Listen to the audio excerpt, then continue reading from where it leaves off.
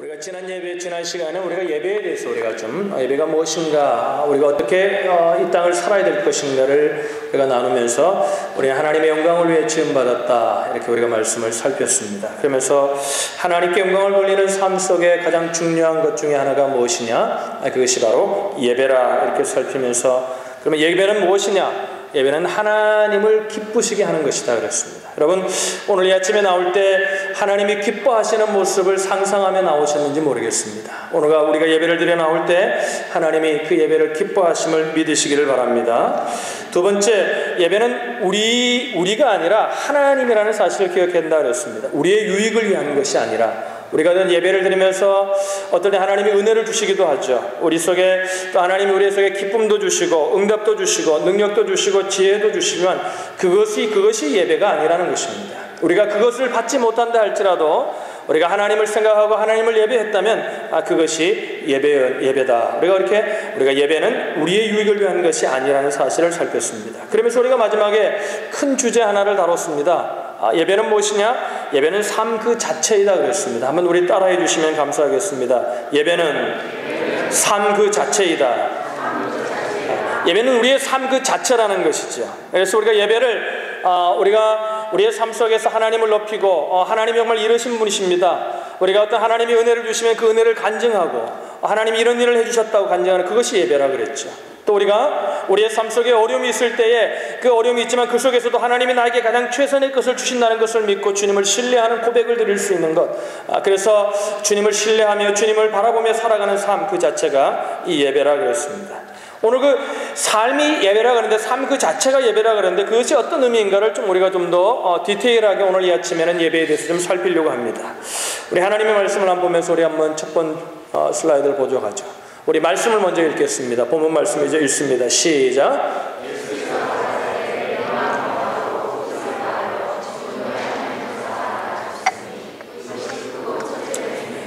예배는 무엇인가? 그러면 우리가 삶으로 드린다는 예배가 어떤 모습으로 나타나게 되냐면 최선을 다해 하나님을 사랑하는 것입니다.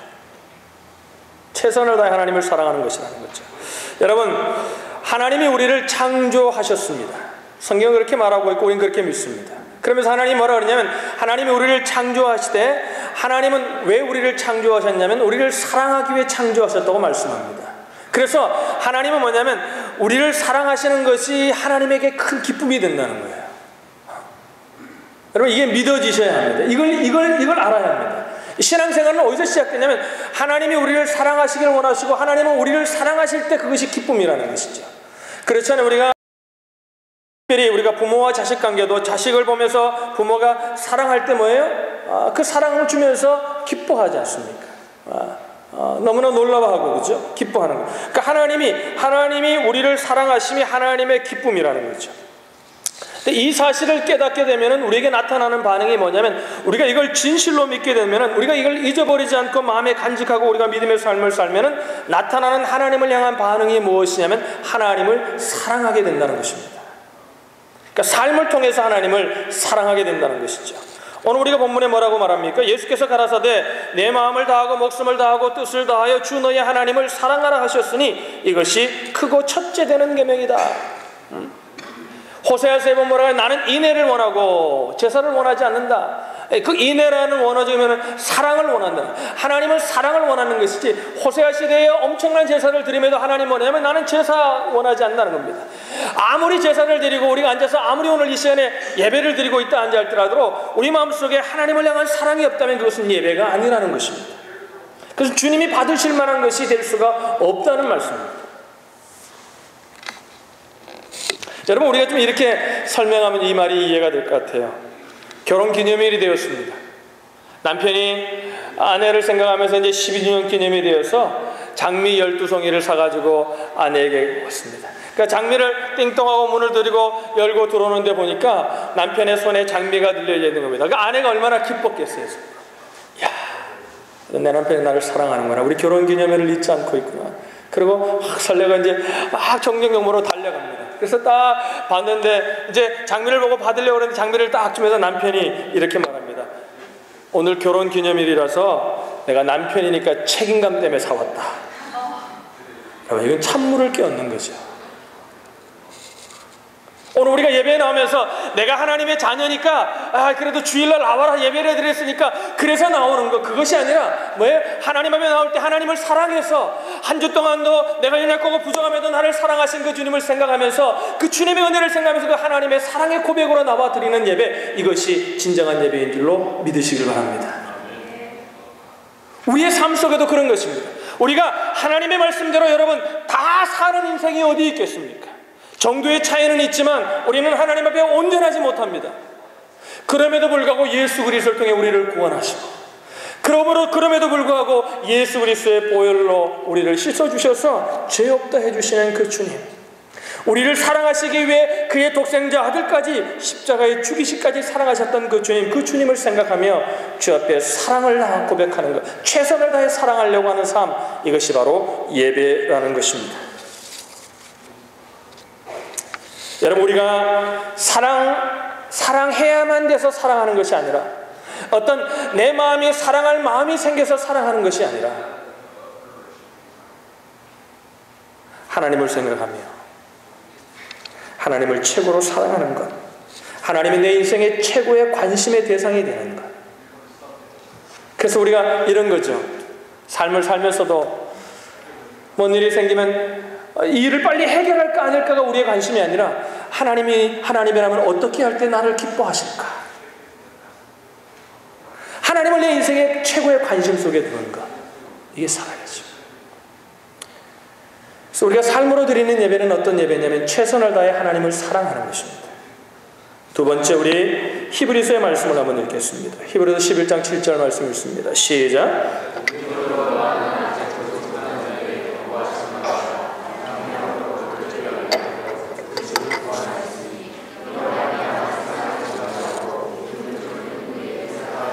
믿음으로 노아는 아직 보지 못하는 일에 경고하심을 받아, 우리가 잘 알는 노아가 뭐 했습니까?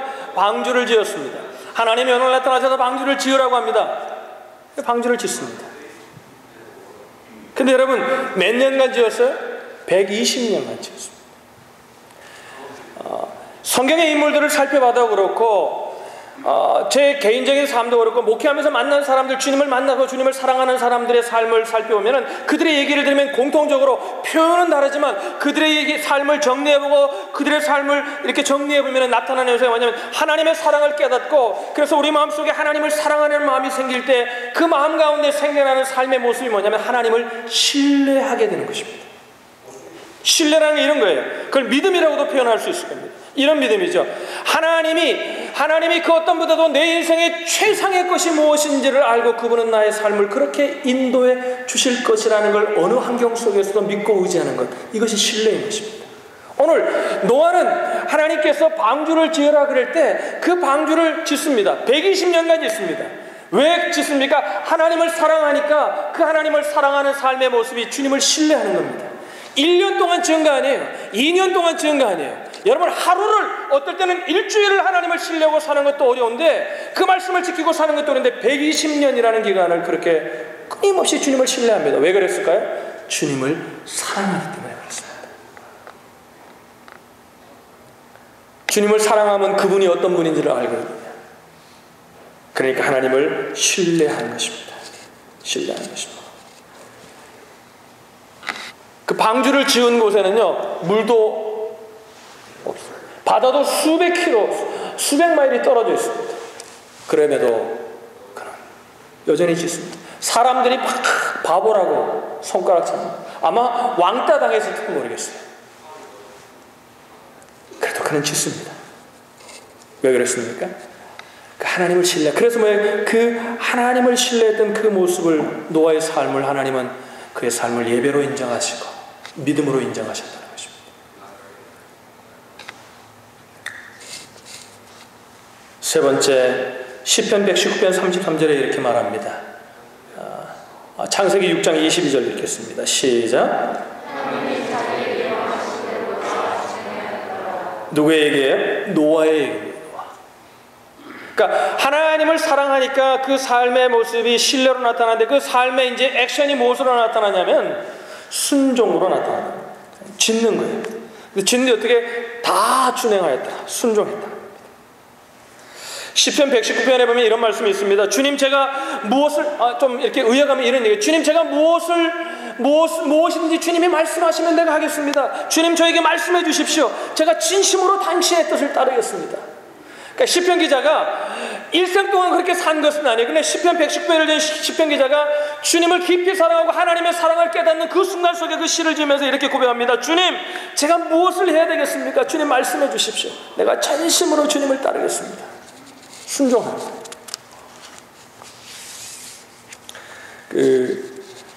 제 개인적인 삶 속에도 보면요,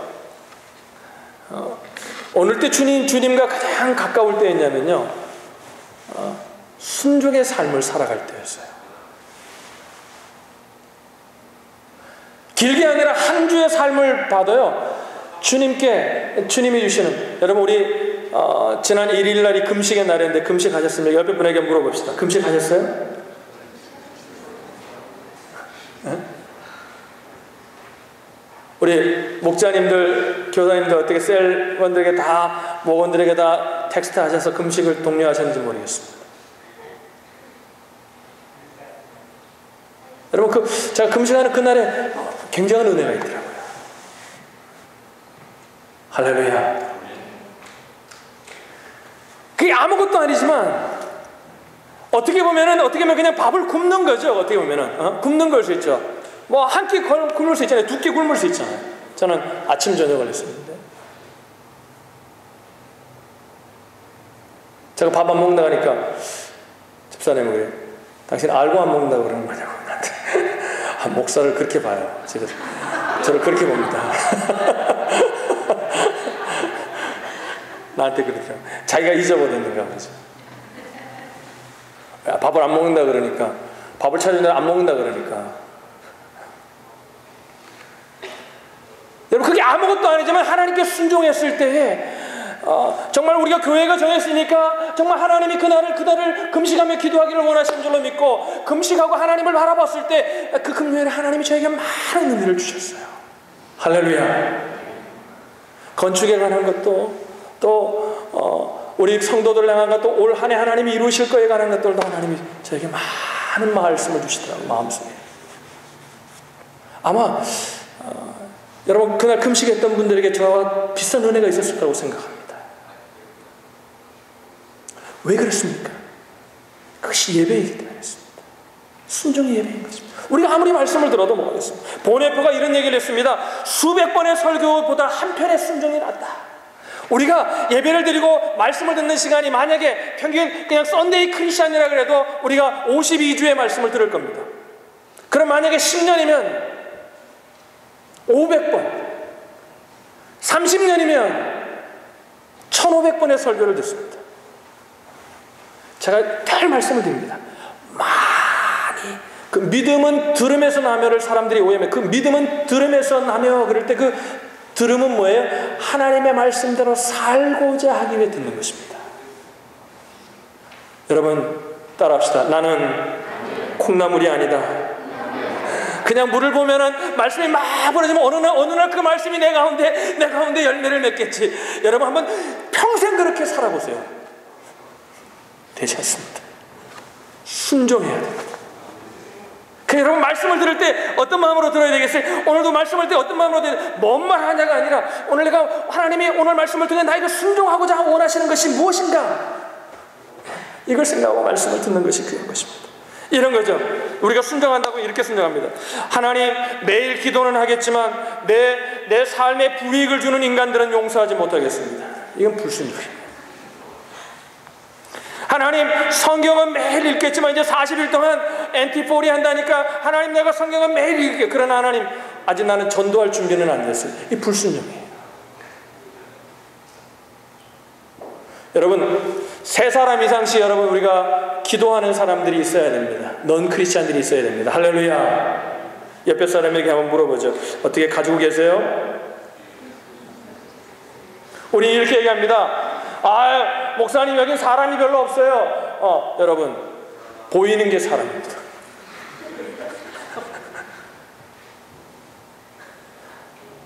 민족도 넘어야 되고 언어도 넘어야 되고 내 능력도 넘어야 되고 내 한계도 넘어야 되고 여러분, 내가 하는 게 아니라 하나님이 하신다고 우리가 고백하지 않습니까? 할렐루야. 응?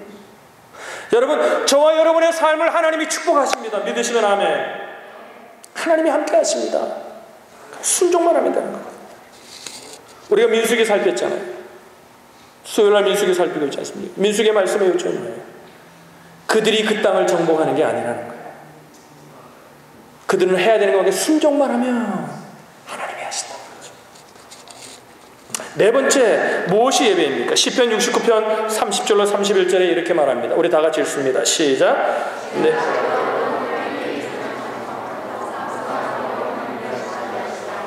이것이 소 곧 뿔과 굽이 있는 황소를 드림보다 여호와를 더욱 기쁘시게 함이 될 것이다. 내가 노래로 하나님의 이름을 찬송하며, 우리처럼 찬양하는 겁니다. 감사함으로 하나님을 광대하시다 하리니 이것이 소 곧 뿔과 굽이 있는 황소를 드림보다 여호와를 더욱 기쁘시게 한다. 그러니까 하나님 앞에 뭐예요? 하나님 앞에 진정으로 감사한 마음을 드리는 겁니다. 헤즐릿이라는 예배학자가 이런 말을 했습니다. 고마움으로 장식된 예배가 예배 중에서 가장 아름답다. 하나님 감사합니다. 진정으로 마음에 이런 감사와 찬양과 고마움으로 드리는 것, 그 예배가 가장 아름답다.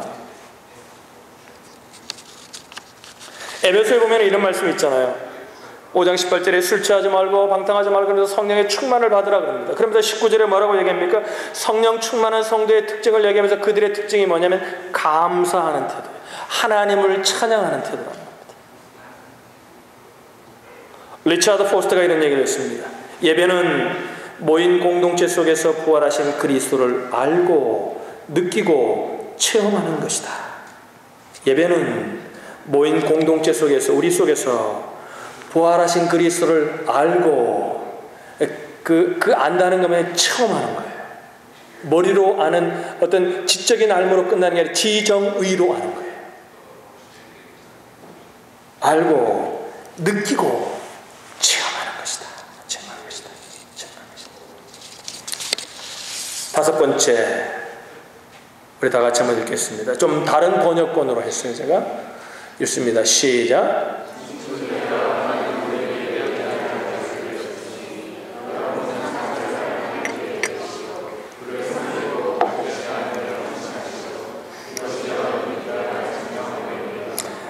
우리 옛날 성경에는 좀 다르게 번역되어 있죠, 그죠? 너희 몸을 하나님이 기뻐하시는 거룩한 산제사로 드리라. 이 너희들이 영적 예배니라, 이렇게 번역되어 있습니다.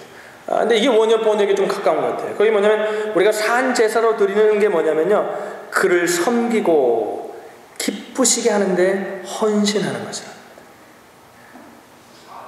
그러니까 한 주의 삶 속에서 우리가 그렇잖아요.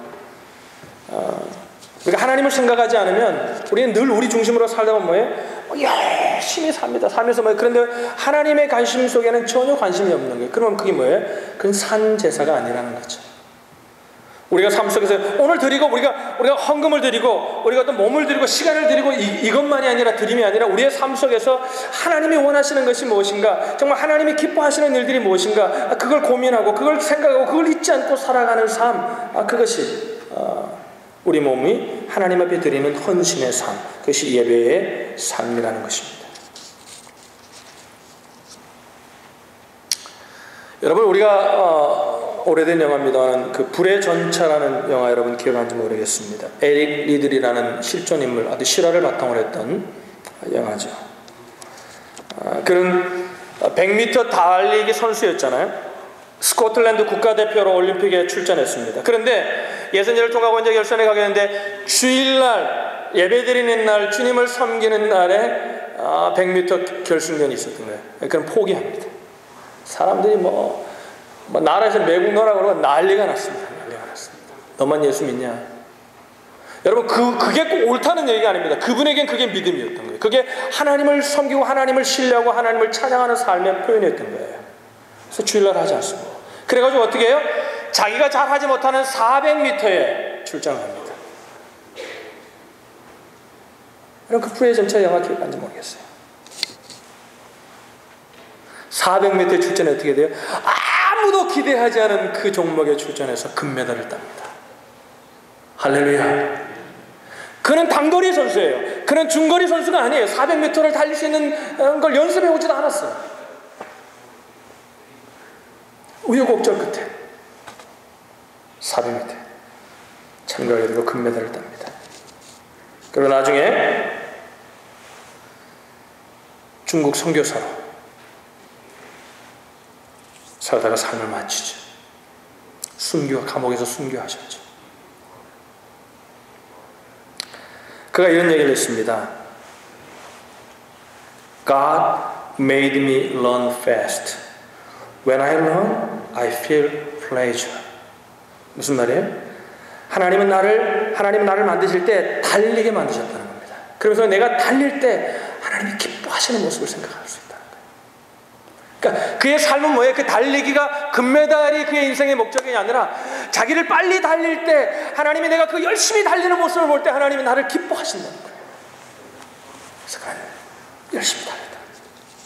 하나님이 나를 만드신 목적이 있다고 생각하는데 그분은 또 나를 빠르게 달리는 사람으로 만드셨고, 그래서 나는 달릴 때 하나님의 기쁨을 느낀다는 거죠. 하나님께 자신을 드리는 삶. 여러분, 저는 어느 때 기뻐해야 되겠습니까? 저는 하나님이 목양하고 목회하는 데 저를 부르신 것 같아요. 그럼 뭐예요? 목양하고 목회할 때 기쁨이 있어야 되겠죠. 힘들어도. 여러분 지금 학생으로 부르신 분들도 계실 거고, 또 가정이나 직장이나 또 캠퍼스에서 삶을 살아가는 분도 계실 겁니다. 그럼 뭐예요? 우리가 그 삶 속에서 하나님이 기뻐하시는 모습을 볼 수 있어야 우리가 참된 삶의 예배가 될 수 있다. 저는 그렇게 믿습니다. 영화인은 영화인으로, 감독은 감독으로, 예술인은 예술인으로, 또 주님을 섬기는 자는 섬기는 자로, 어느 곳에 있든지 무엇을 하는가가 중요한 것이 아니라 우리의 삶을 자신을 드리는 삶, 그것이 주님을 기쁘시게 하는 삶인 줄로 믿고, 그럼 우리의 삶이 예배가 되어서 우리가 한 주간의 삶 속에 이 예배를 연습하셔서 다음 주에 나와 드리는 예배가 참된 영적인 예배가 될 수 있기를 주님의 이름으로 축원합니다. 기도하겠습니다.